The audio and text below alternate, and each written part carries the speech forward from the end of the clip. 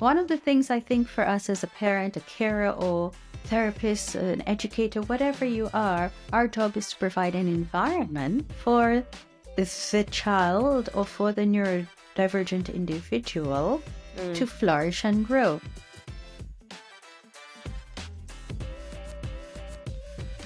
Hey, it's Joy, and this is the Joy of Neurodiversity podcast. Here we break down stereotypes, celebrate the brilliance of different minds, and get real about what it actually means to be neurodivergent. Because at the heart of it all, neurodiversity isn't just a concept, it's people. It's lived experiences, challenges, strengths, and the stories that connect us. Whether you're here to learn, feel seen, or reimagine what's possible, you're in the right place. By pressing play, you're choosing to embrace a new way of thinking, one that honors every brain for what it brings. So settle in, get comfortable, and let's dive into today's episode.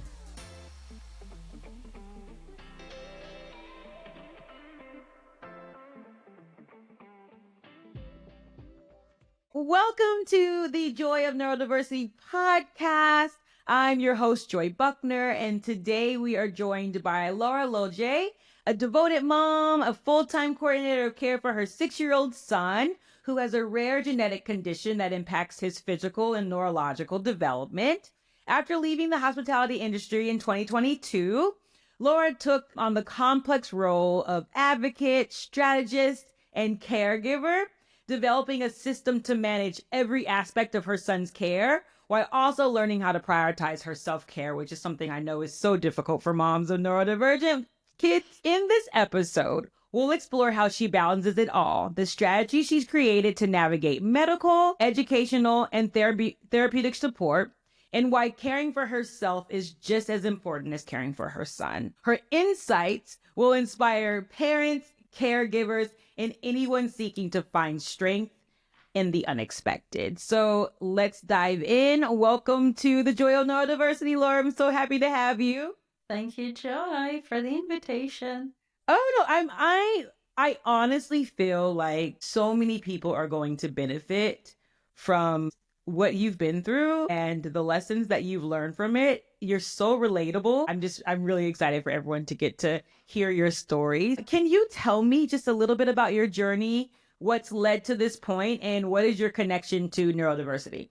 Okay, so I'm the mom to a 6-year-old who in about 3 weeks will be 7. Oh, yes. And I would say our journey started from diagnosis, which was 1 year after birth. And I, at that point in time, was an executive director in hospitality, specifically a learning and development specialist. And I stayed within that role for a couple of years well. And it was only when we were moving from the clinical setting, because we diagnosed at the age of 1.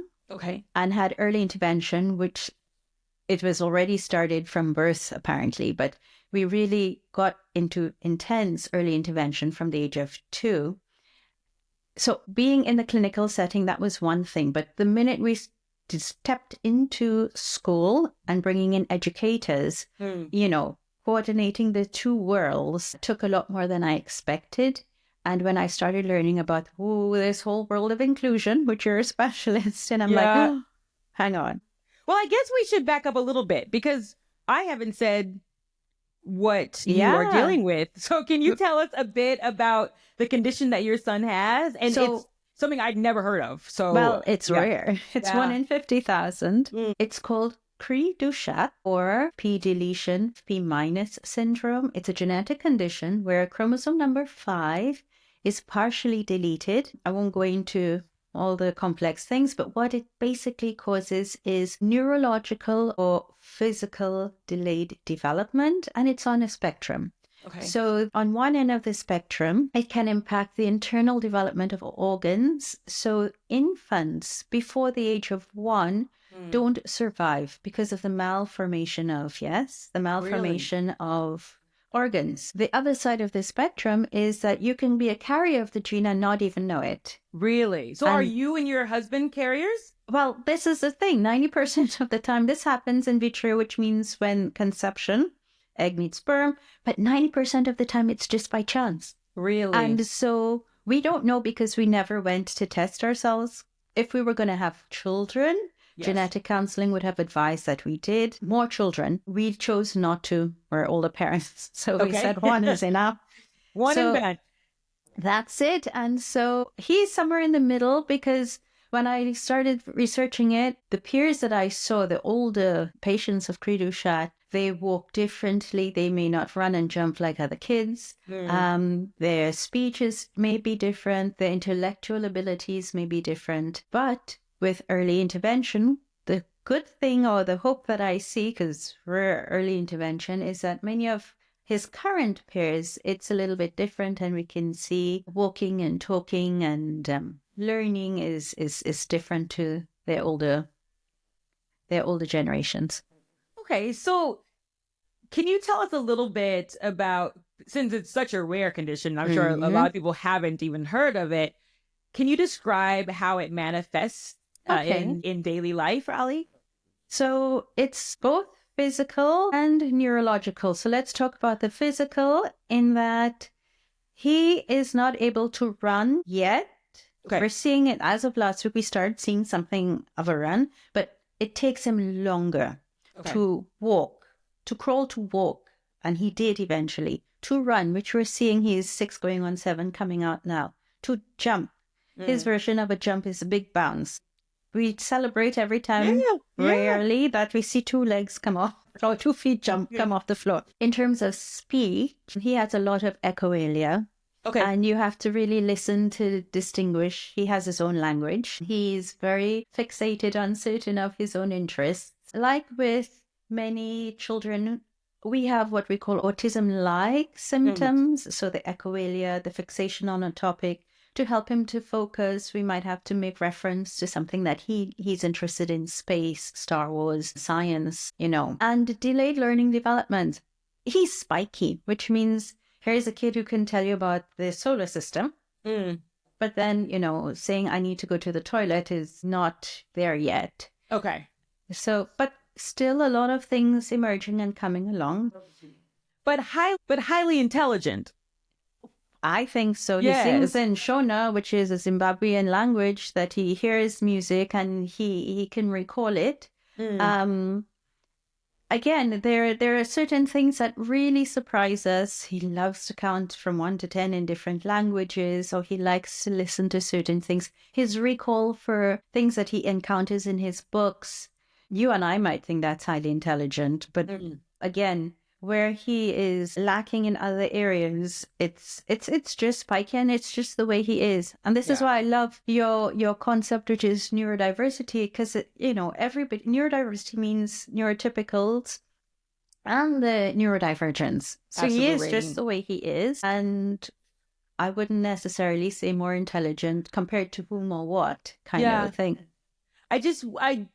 I know so often when you have a child who might have developmental delays, physical delays, might be delayed in their coordination or speaking, people automatically assume that they're not as intelligent as other students. And I just feel that is something that we really need to caution against, because that's not the case at all. Funny that you're saying that, because this is also something we get a lot of people who meet Ali in the park, especially adults, say, but he's not as aggressive as other special needs children that they are familiar with or that they know. And it's interesting that you say that, because there is a lot of stereotype. Yes. And they also say in our circles, you meet one autistic child, that's one autistic child.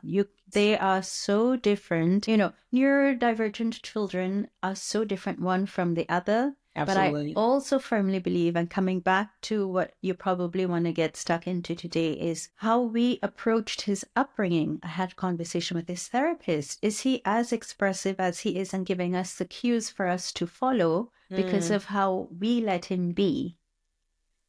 Yes. I was recording another podcast last week, and the woman on her son is autistic, and he's 5 years old, but just now becoming verbal. And she said that she really had to think about that sometimes it's his autism, but most of the times it's his personality. And put things into this box, and we almost think that when your child is neurodivergent, everything that they do has to do with the fact that they're autistic or they are dyslexic, and it's like, no, kids still have personalities. They're still 5 and don't want to do it.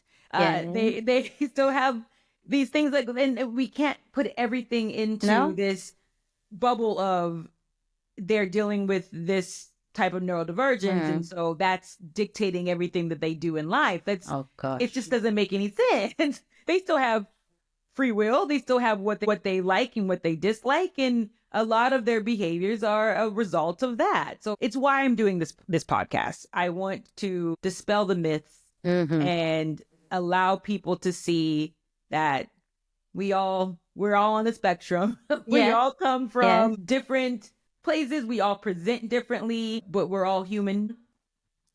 With this being such a rare condition, I'm sure that when you received this diagnosis, it had to be really overwhelming. How did you react to that? How did you process this?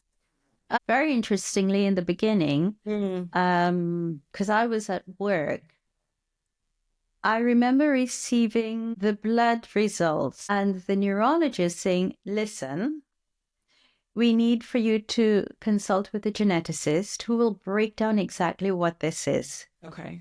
Please don't go on Google, which of course I did. Oh, absolutely. And then I really frightened myself to the point where what I saw in those organizations and those support groups to do with Cre-Duchat, I stepped away for it a good 2 years. I didn't go back into those groups at all for 2 years. And I thought I dealt with it well, and we organized a therapy, and this is going to be the way it is. But I also, looking back, if you've heard of the Kubler-Ross curve or the grief curve, where first you're in denial and then you get angry. This is my DNA. How is it that I caused this? But then at some point you come into acceptance. Yeah. And then you're figuring out, okay, what do we do? It took quite a few years for me to realize that I was on this curve and find my own way and my own groove and my own flow of doing things. Yeah. To the point where within the first year or so, I didn't realize there was a wobble in my performance at work, for example. And it was only when the last corporate assignment didn't work out, I realized, hang on, this is my brain or the universe telling me that's not my space. And then I had to go through a whole identity crisis for another 2 years to figure out that, listen, this is where you got to be. You got to be in a space of just being there for Ali.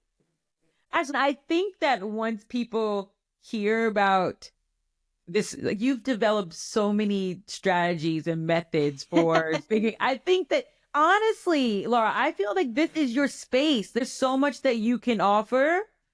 And coming from and we'll talk about it a bit more, but coming from a coaching background to then having to deal with these, I feel like you've applied so many things that you might have used in your corporate life to how you deal with him. It's just, honestly, it makes so much sense to me. I also think, and I mean, this just might be my randomness, but you're from the Caribbean. And I just feel like people from the Caribbean are just really caring and nurturing.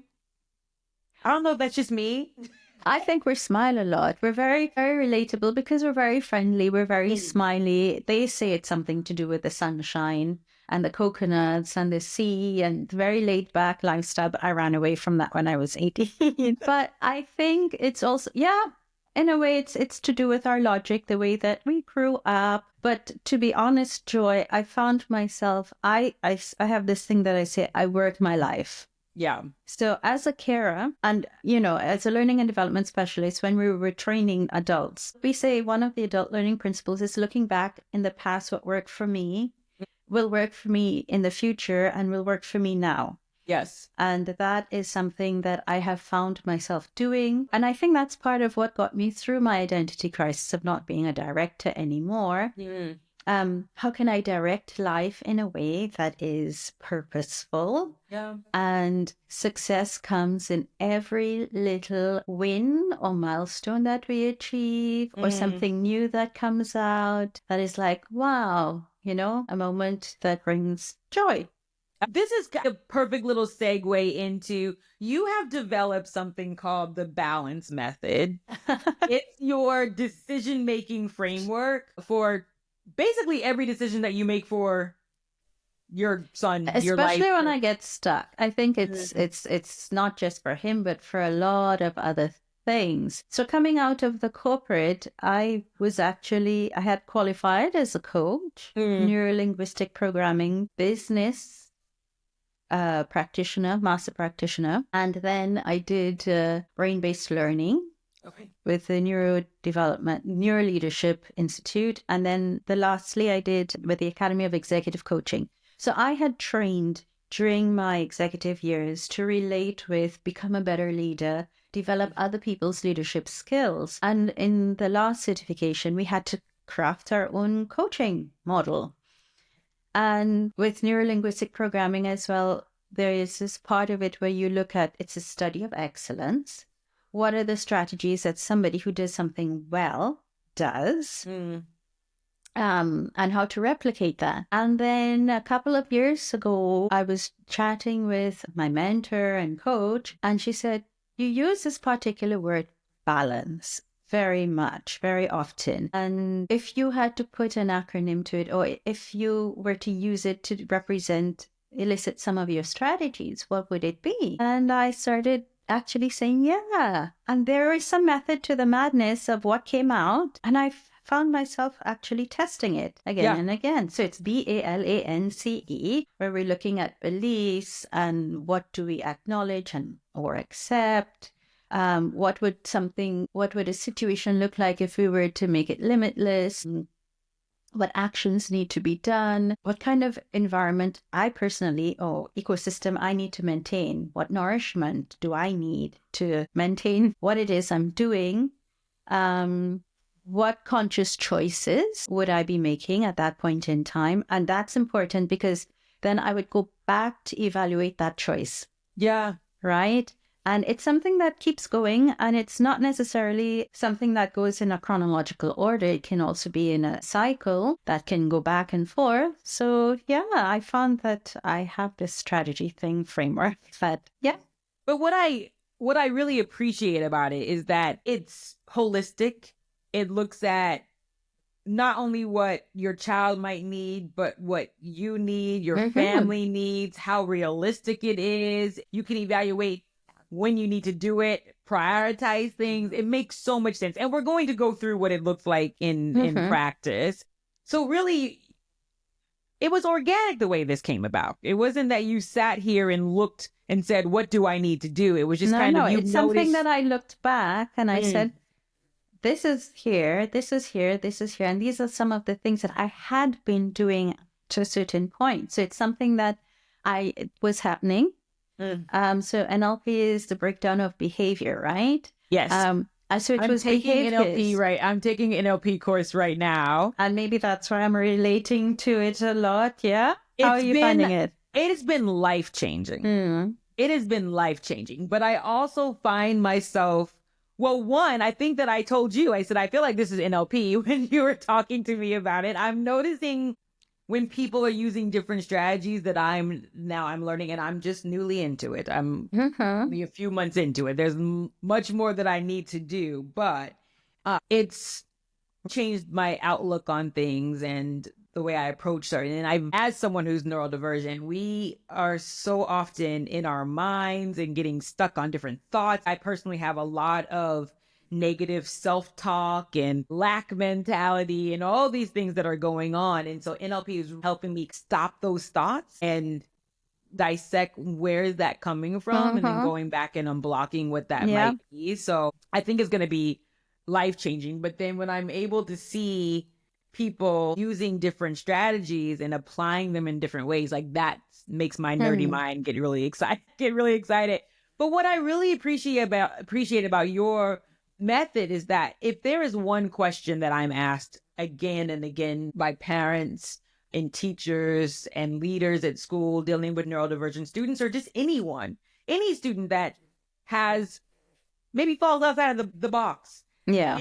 How do we figure out what is the best way to make decisions? And Okay. there's not a process. And I mean, I know that the best way is always going to be unique to each person, but it's nice to have finally met someone who has a process that is proven again and again and applied to different situations, different scenarios that has consistently allowed you to make decisions. So Yeah. I really think that people will take a lot away from it. But let's go back a little bit and then we'll go forward a little bit and then we'll come back to maybe putting this in, showing how you've put this method into place with the important decision that you've had to make. Definitely raising a neurodivergent child requires you to be very adaptable.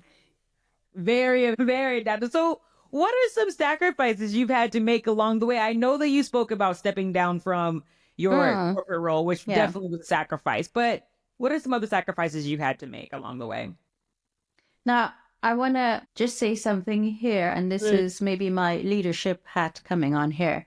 You know, when we say the word sacrifice, it means giving up something to get something in return. And it took me a long time to realize this. So I wouldn't, I just want that when people are doing this for themselves and thinking, okay, what do I give up and what do I get? So by giving up the corporate space and the corporate world, I was able to get time and space to think differently about how I raised my son. And come up with things like my balance model strategy. What else would I say I give up? I guess most parents do as well, give up a type of social life and a type of living and being a freedom of movement in order to spend that time to raise our kids. I've been very lucky and very blessed because I've traveled, lived and worked in 9 different countries. Oh, wow. Yeah, and worked in more than 30-something cities.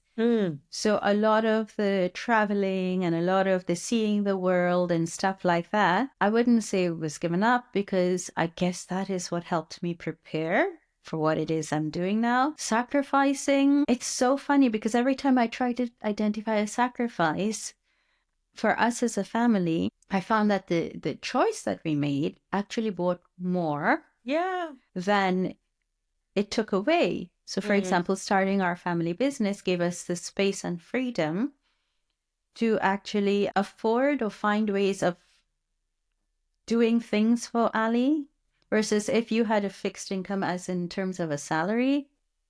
So I think in that sense that, so career, lifestyle, but then also one of the things I guess, and this is something that I started doing in the beginning and I try not to do it anymore. Okay. I found myself sacrificing myself, my care. Yes. My, taking care of me and putting me last or after my son, for example. That is a sacrifice that is not worth it because if my cup is empty or even cracked, as they say, there is nothing to overflow. So in terms, that is one of the sacrifices that I had to stop doing that. Yes. I always think of the airplane where they say, put the mask on yourself before you put it on your child. And it is so true. It's so true. And mothers will just instinctively do for their children first. Before they care for themselves. And I understand. I mean, I'm not a mother myself, but I understand. I mean, I feel like I've been a mother to all of my students and I have motherly roles with my nieces. And I have to remind myself with my students, with my nieces or whatever, I need to be able to be my best self first so that I can give to them. And I can see how it would be so easy for mothers, especially mothers who are dealing with children who have additional needs, to put aside everything that you need and then just run yourself into the ground. And so I love but this is that. also, as you say, not just for mums, but also for the carers, the Yes. educators who are involved, the therapists who are involved on the daily day-to-day life, even grassroots, our learning support assistants, Yes. our home carers, our nannies, everybody in the ecosystem. So this is something that I also very much, it's one of my beliefs that it's not just me, but make sure that everybody who's involved, how can we find a way for them to make sure they're taking care of themselves too? Absolutely. But you prioritize that, which is what I think is amazing. Let's talk about this a little bit more. We've spoken quite extensively about the different strategies, the different therapies, the school environment, the finding doctors for your son. And I can imagine that finding doctors for your son was not easy because many of them probably had never In the met. first year, we went through 10 different specialists of various kinds.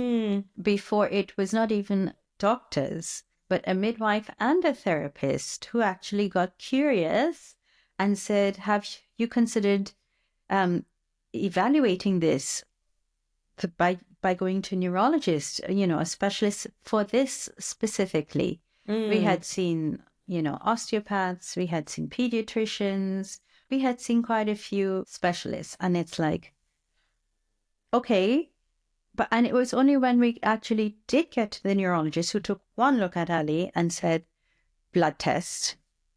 Okay. I think something genetic is here.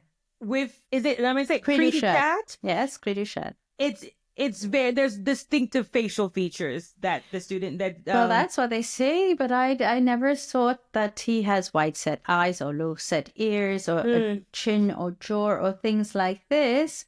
So, and a lot of the times, one of the things that I felt in my first year as a mom was being gaslighted, Yeah. they can't do this and this at the same time. And, you have wonder apps, because there's those wonder apps that I would go through and try and say, that's not happening. He's not grasping with two hands. And this is something where I would always say to mums, keep going until you find what it is you're looking for, because early intervention in many of these cases is the only answer. And it helps so much, even if you're not dealing with a rare condition, even if it is that you have something that's more prevalent, because many of our conditions or our symptoms do look similar to, autistic children or ADHD, children with ADHD. So and a lot of the therapies that we are using are the same. So for mums out there who think something is not quite right, you push through, you keep going, you look. And this is why one of the things that I do alongside being a mum is whenever I get the chance, I do speak at conferences, tell our stories, and raise awareness. And where I am on LinkedIn, I spend a lot of time sharing what it is that we encounter, what I learn as I go along. So to help other parents, especially professional parents who are working and don't have the chance to step out of their work environment like I did and take the time to be with my son. Because I was like, how would I have found out about all of this if I hadn't stepped out of corporate? Yeah. Because on LinkedIn, hardly anybody speaks about being a parent of a child with special needs. You're one of the few that I see. Yeah. And I love that you go and you're willing to share your story. And you're also very willing to say, there have been mistakes that I've made. There's been failures, there's been missteps. But you take those missteps to navigate and shift direction. So, and I know that a lot of, well, I guess what are some of the missteps that you feel that you've taken, and how did you navigate those? Well, it's interesting you call them missteps. I like to reframe as many things as possible. And okay, let's do that. Let's reframe it as one of the things. My son is really, really into science. So I had to learn about this gentleman who invented the light bulb, Thomas Edison. And he says, he had went through 1,000 different trials or something like that, many, many different times. And it is said that he always said that he just learned how not to do something. And it was just a way of doing it differently. So when I look at our journey, and I guess that's why the balance model came up, because you can go so many different ways. You either do it, you don't do it, or you try something else. Yeah. But I feel as a parent, it's my obligation to make the most informed decisions. Um, and there is one way, for example, well, I can give you an example of when I did it, and I can probably help you out by bringing in the balance model here. Yes, let's do that. Because I think it would be, you did it, you walked me through it with some of the limiting beliefs that I'm having, and it was so helpful. But I know there's been times when you have made pretty drastic changes in therapies for him. So yes, please, let's see how you've used it and applied it to pretty big decisions. For example, when we first started, one of the early interventions we started with was ABA. And we actually worked with ABA for 2.5 years.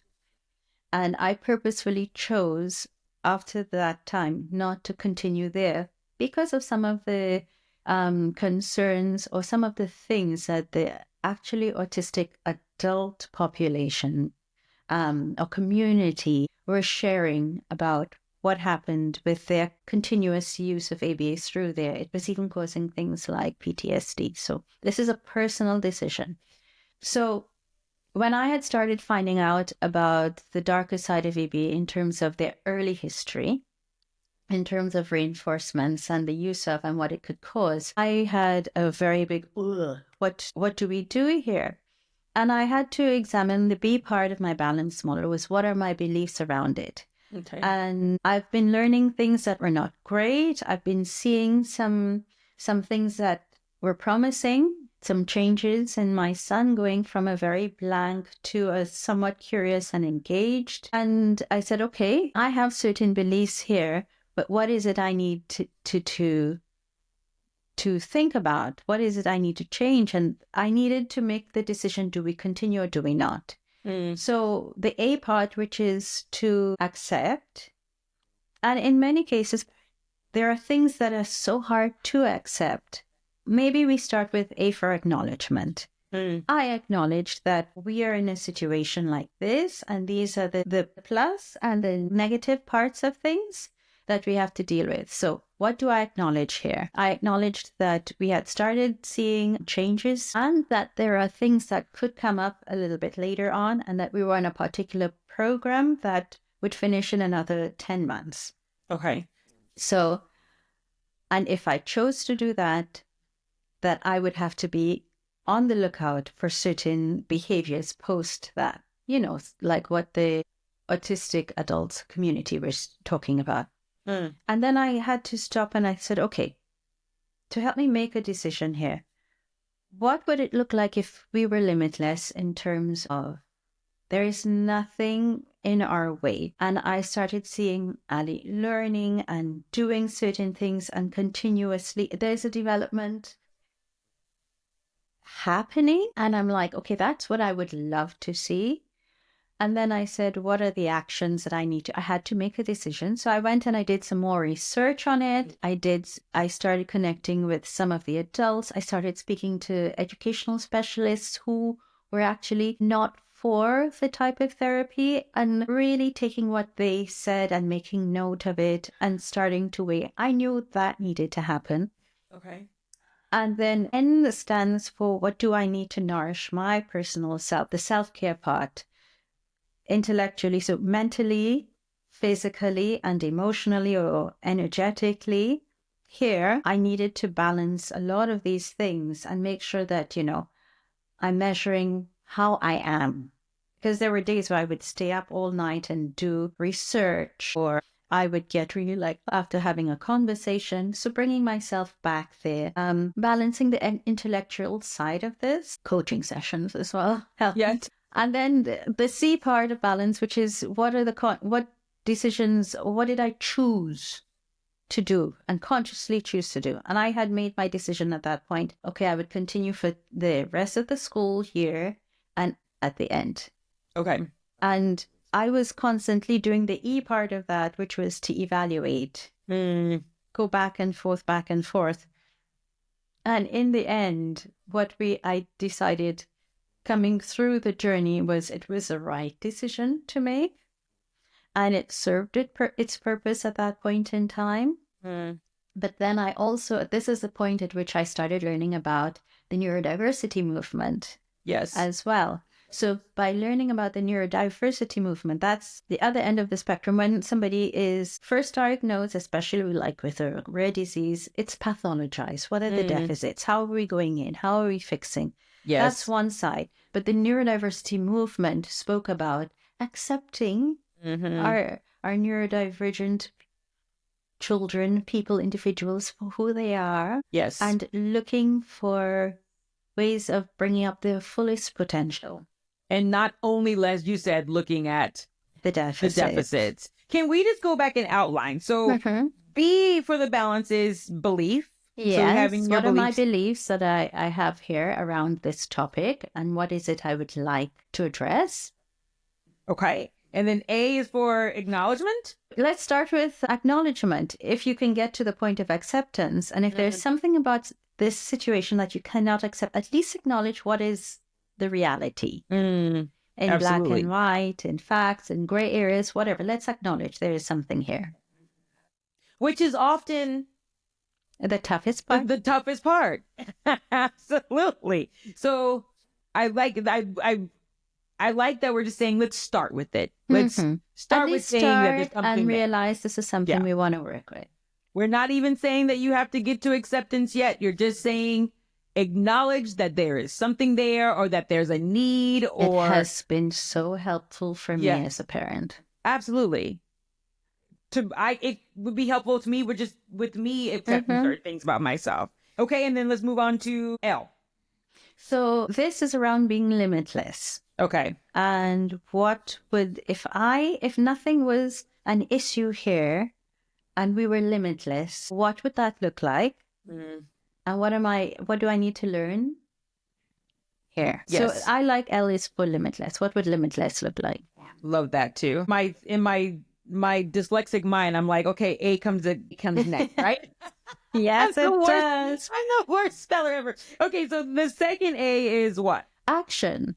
Because I know what I would like to see, what limitless looks like. And then I stop and I think, what are the actions? Because I've seen in my mind's eye what I would like to have happen. It's easy for me to say, okay, in order for that picture to become a reality, here are the steps I need to follow. And at least 2 or 3 that I can really get out there and do as quickly as possible to help me start. And what I think makes the action at that point easier for you to step and do is that you've already figured out what your beliefs are around this.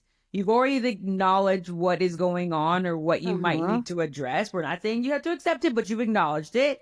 You've looked into what being limitless in that particular situation would look like. And so for me, figuring out what actions you might need to take doesn't seem as daunting at that point. Because you've gone through like, okay, I believe in this. I know what the limitless aspect of this can be, so I can make my decisions on what my actions need to be moving forward from that. And this just doesn't seem as daunting to me. Yes. To me.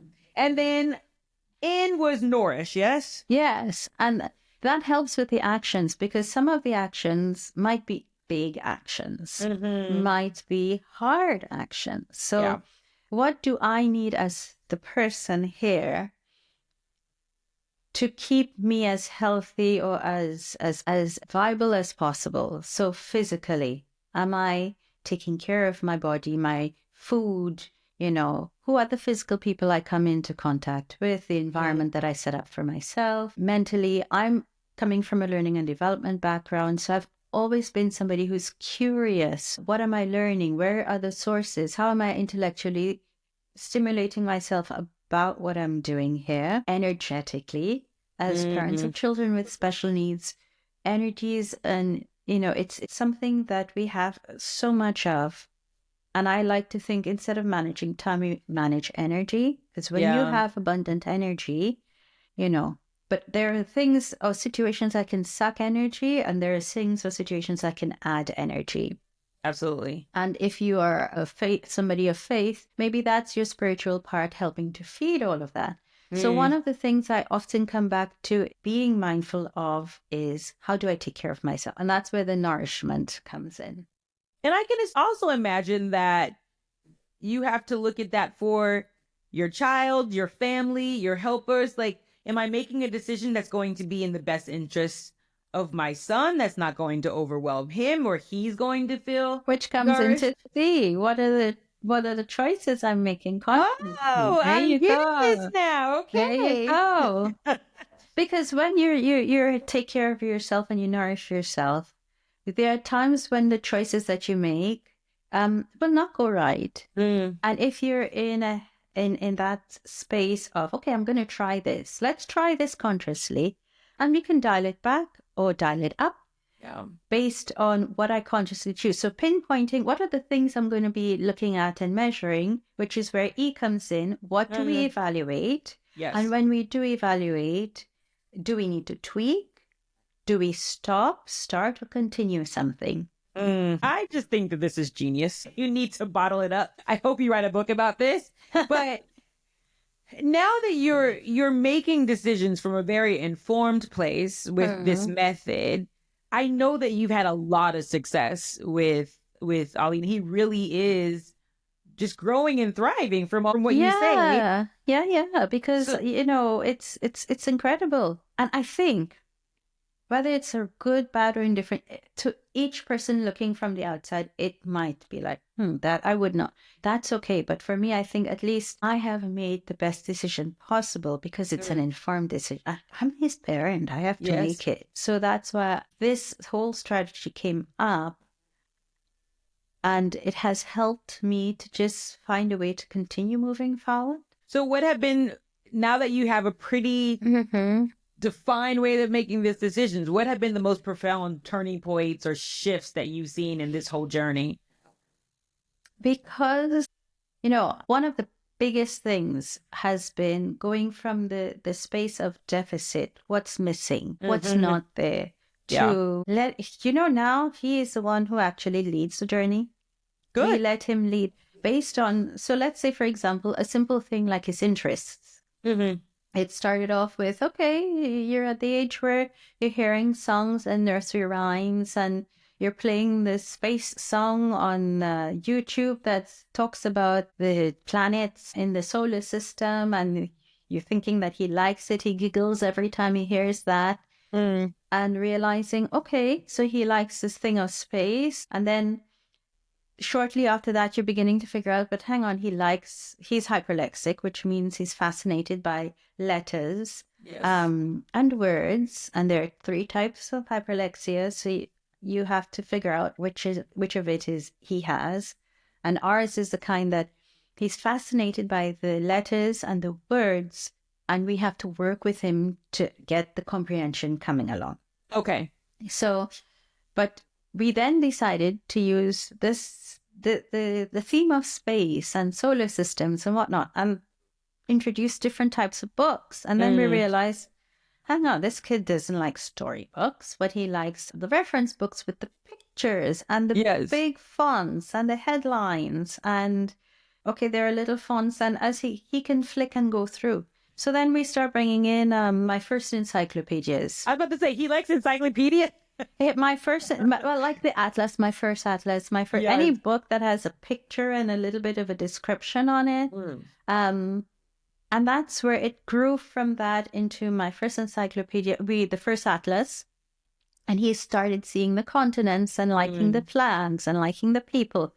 And then that went from my first atlas to a book about, because he started talking about, I want to go to this place. What do you want to go there and do? To eat. Okay, so something about food. So now I, believe it or not, found a book about food atlas. Okay, really? Yes, I went for books. I need that. Yeah, and there is a food atlas. So now he loves just poring over, and now he's telling me about tacos from Mexico and burritos, where they come from, and sushi comes from Japan. And I'm like, okay, then. So you see, we're just growing. And that's where he's leading, and we're following what he likes and building. So I think a strength for somebody is it starts with a seed of something they like. And because they like to do it, they do it again and again and again because that's where they find their joy. So I'm wondering here, and this is a non-stop process. Yes. Where would we end up? What do I have growing here? Do I have a little astronaut? I say, do I have a little rocket scientist? Do I have a guy who's going to be cleaning the Sheikh, Rashid Space Center? Yes. Whatever it is, it's fine. But Exactly. once we see the delight that comes up by following, these things that he seems to have interests in. And he's driving it. So you see that he's finding his little passions and getting excited about things and growing and maturing. I love that. And I think this is something that I don't know if you find this with your guests, where we enjoy talking about what we do. One of the things I think for us as a parent, a carer, or therapist, an educator, whatever you are, our job is to provide an environment for the child or for the neurodivergent individual to flourish and grow. Yeah. And that's where, because we did that, I have found that even in things like choosing the school that he goes to, somebody will think it's nuts because I looked at the school, I thought, oh, they have nice, big ceiling to floor windows. So the natural daylight is different here compared to, and people would look at facility. I looked at the facility of the school more than the actual, because it's an environment for him. And I know that he's a guy who, his condition means that his energy, the deleted part of his chromosome I learned recently, has a lot to do with his mitochondria and the energy. How can we put him in a space where he gets energy? He can go to a space where he can recharge. And at the school that he goes to, they have something called the hive, where the kids can step out of the classroom environment where there's a lot of stimulation into a less stimulating and calm and quiet. There are bean bags, there is a place that you can sit, there are little fiddle things, sensory, and that's separate to the sensory room. Yeah. And it's one that all the students can utilize, I think. Yeah, it's not just for the neurodivergent children. It's all the students can. So I think that more than, let's say, that is it an outstanding school? Is it rated? How many A levels and O levels come out? That's not what because that's far in the future. Yeah. This is the next thing, staying present. That is another thing that has been really helpful for me on this journey. Yes. And I think that we're talking about that in Kryptonite. In a bit. Yeah. Let's talk about that. So you have spoken to me about this, and I thought that when you said it, I was like, this makes so much sense. One of the things as a leader, or when you're in a business setting, and I'm pretty sure in the school setting as well, you have your 5-year plans, how you're going to spend your resources, maximize, what are the results you're looking for down the line. So I became very good at thinking about the future and planning accordingly. Yes. And whenever I did that with my son, I would get frightened because it is not what I expected, Yeah. And I would say, oh, but then down the line, what happens if he can't and he's not able to get A levels or O levels? And I started going and I'm like, hang on, he's not walking yet. Hang on, he's not talking yet. So let's bring it back, dial it back. And so that ability to look into the future, I had to dial it back and just really focus on what's happening right here in the present, what's happening right here and now. And how can we impact life now? Yeah. So you're saying that having certain mindsets can be kryptonite. So looking too far into the future. And I might live to regret some of that because, at the end of the day, I take all the resources that I have and put it in here and now. And of course, as a parent, as I go along and as we go further into the process, another thing that's coming up that is something I just want to put my head in the sand about is the future finances. What happens when we're not here anymore? Yes. Because, we're a small family. We don't have an extended family. And living in the UAE where you are on your own, you don't have that family network. But it doesn't exist for us, even if it existed. We're a small family like that. Okay. What are we going to do in the future? And it's something that I haven't looked at. I need to apply my balance model to eventually. And this is another thing as well, right? We're human. There's no perfect. No. Nobody's got it figured out, and we do the best we can when we can. Yeah. And so that's something that I think is very, very important. And everyone's kryptonite is going to be something different. It's just those beliefs or your thought patterns that hold us back. Like my kryptonite absolutely is the negative talk that I just spiral in my brain and think of all of the like worst case scenarios that can come back. And it really does hold me back. And I definitely have lack mindset in a lot of ways. And I'm really working towards that. So everyone is having a different thought that could be their kryptonite, but it's really looking at that mindset. What advice would you give to people to avoid falling into that trap, regardless of what those thoughts might be, what their kryptonite might be? Yeah. Like, how do you keep them from? I think it goes back into, there's this guy called Simon Sinek who talks about the why, right? And when he first came out with it, he also spoke about what's in your circle of control and what you can. But I think it goes back to the why of what I'm doing. And for me, I get to see him every day and his little hands and, his smile. And I'm lucky in that I have a physical, actual living reminder for me every day. And how can I bring it back to him? When I get stuck or when I think when we're struggling, that is the little alarm to kind of focus, bring yourself back. What is it? It's physiological, the breathing, the panic, I don't know what's going on here, or I stay up late, or I'm super stressed. Those are the signs, the physical signs and signals that say, okay, pause, what needs to happen here? And for me, I bring it back to the why, which is him. And that's how I can say, okay, what I'm doing right now doesn't work for me. I need to do something differently. Einstein, with definition of madness, is doing the same thing over and over and expecting it to change. Absolutely. I remind myself of that often.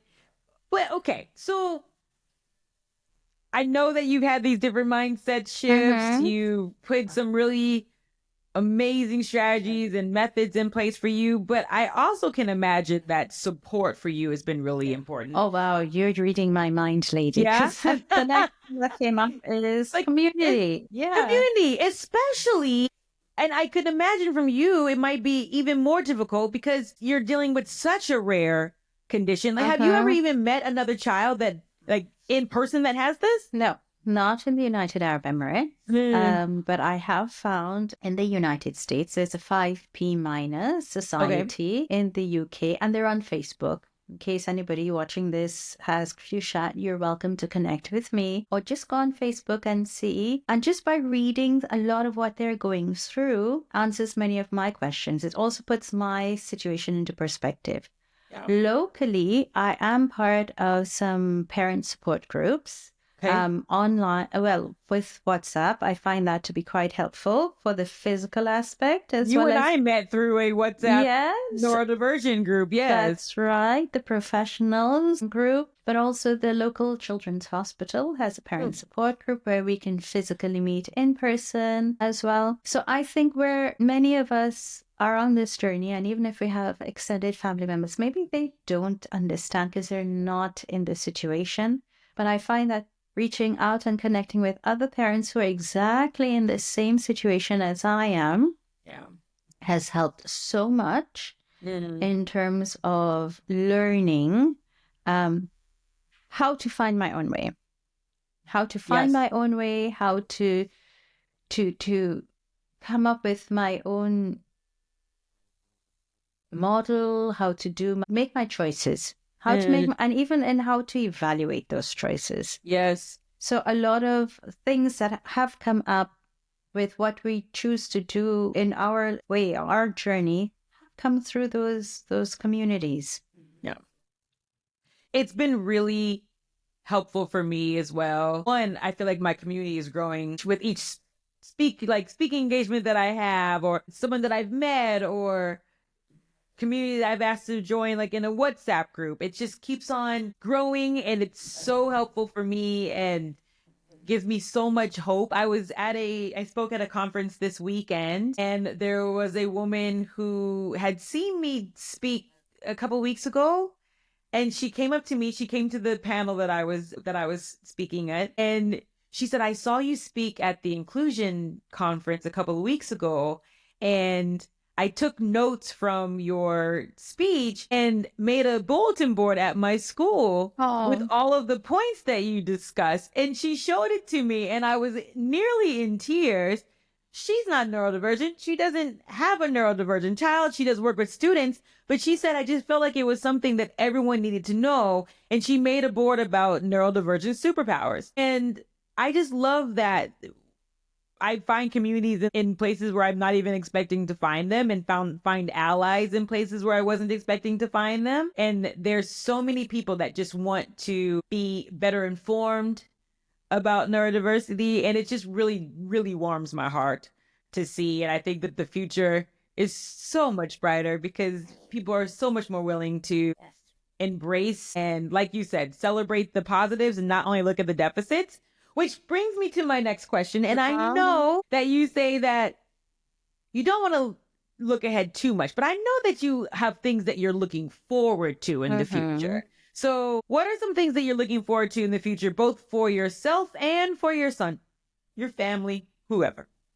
Well, I think, and again, it's things that come up, they mushroom up, and then I have to dial back because of everyday lives. But my hope is to share what I learn as I go along. So a podcast is on the books. I Good. surprisingly didn't plan, but spoke at two events this year already. One was the Kids Summit, and another was NeuroPediaCon, which were a bunch of neurologists, people from the neurology field getting together, sharing our story as a family who is going through the journey and how, the humanism that we've encountered has impacted our journey.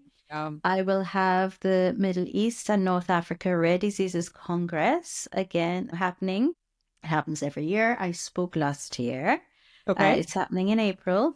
And so I'm speaking at the parents support part of the Congress where we're sharing our stories about the highlights, and the topic is what I didn't expect as a parent of a child with Cre-Duchat. I mean, listen, I feel like that discussion could go on forever. Yeah. But a lot of what we've covered today, is, and I think it's about raising awareness. Yes. And in our own Absolutely. little way. And if by me speaking here, I love to podcast, I love to go and share things that people are curious about that they've heard me say, in their context. I think I've spoken on a couple of podcasts, and who knows what the future brings. So those are the kinds of things that I can see happening. But most of all, I think it's not even where we end up. It's the actual every step that unfolds. Yeah. And I don't know what it would look like this time next year. Just And that's going, okay. going with it, and Yeah. seeing. It's nice to look back and see where we connected the dots and how it has been beneficial. Oh, So that's a good way to look at it. yeah, So going ahead and looking back to see how far it is that you've yeah, come could even be more rewarding than dreaming of what's to come in yeah. the And that's the future. gratitude part of things, isn't it? Yes. So there is a saying that you change your state, you change your thoughts. And I find that the most powerful thing has been gratitude, being Yes. grateful for what you have, and looking back and seeing where we have succeeded. What are the wins? What are the things that we've been able to do? Yeah. And when you do it consistently I made this decision and I'm grateful for learning this, even if it's not the way you expected it to turn out, I'm grateful for this. Absolutely. I think that everything should start with gratitude. I know I've probably told you a million times. I'm so grateful that people are willing to come on and share their stories with me and the audience to just open up eyes and give new perspectives. I just think that we have so much more in common than we have different in amongst us, and just having the opportunity to share it makes me incredibly grateful. Last thing, as we wrap up, I ask this question of every guest. I just want to know, Yes. how has your son's neurodivergence brought joy into your life? I think it goes back to a little bit of what I just said. Realizing that when I bring things to front and center, it's not the big things, it's the little things. And a culmination of, a tiny thing like when he says, it's not okay, I'm not okay. The first time he said that, I was like, the first time he self-advocated by calling his support and pointing to the person that he wants to get a message across to. That was a big thing. The first time that, he chewed something. Yeah. Yeah. Or he chose to do something that he wouldn't normally do. The first time that he slept a full night, because that was something we had to work a lot on, sleep How old hygiene. was he? Gosh, this was like 2 years ago. Oh, wow. Okay. So as late as four or five, we've been working on that. The day that I looked at him actually sitting and reading by himself, because he's a child that we've never left unsupervised, but seeing him supervise himself, but just by sitting and reading and being so engrossed in it, and you're talking to him and he's not paying attention, those tiny little moments. But I also realized that I have to be on a lookout for them. Yeah. If I'm not looking out for them, I won't catch them. Yeah. That's my joy. But how much fun is it just to be on the lookout for like the little wins, though? Oh, it's so much fun. I have the learning support assistant looking for it, and I have our home care looking for it. We have a diary where we actually write down the tiny wins of the day. I love celebrating the tiny wins of the day, even when you have a horrible day. Still What are we learning tiny here? wheels. Yeah. What are we learning here? Absolutely. Okay, so just to go back and recap, there's been so many gems in this hour and some minutes. So we'll start with find the joy in the tiny wins that happen every day. It's important to find balance with how you approach the decisions that you're making. And remembering that balance isn't an equilibrium, huh? Yes. Balance is where do you need to put your energy and your focus at that point in time. And there are other things that will go legs up. There will be other things that you can't put your... And that's the thing about balance. Balance is focusing when you need to. Absolutely. Thank you for that.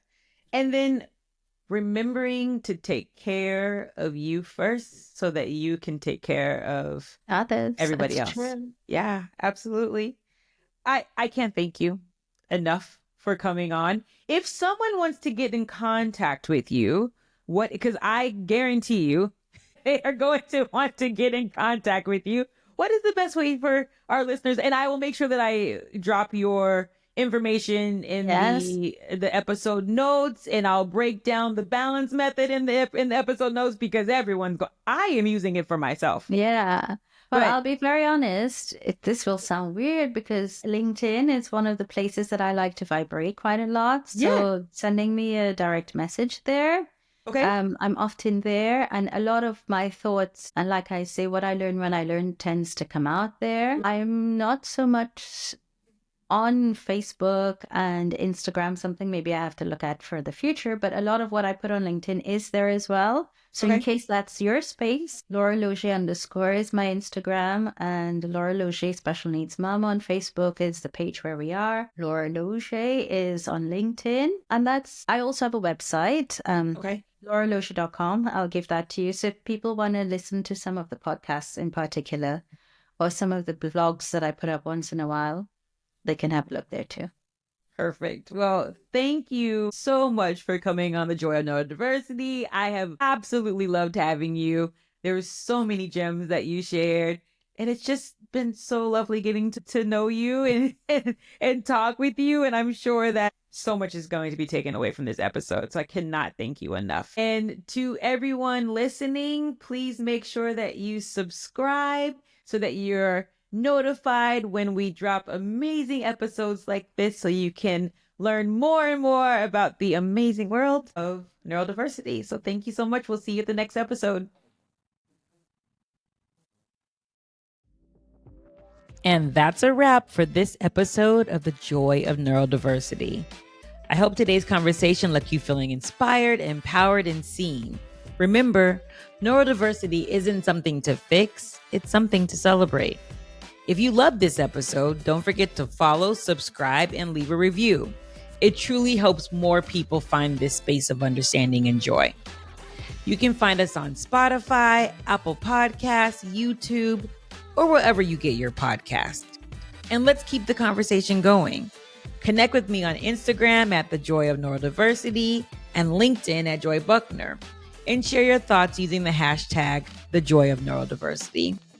New episodes drop every Thursday, so be sure to hit that notification bell so you don't miss the next dose of neurospicy brilliance, deep dives, and empowering conversations.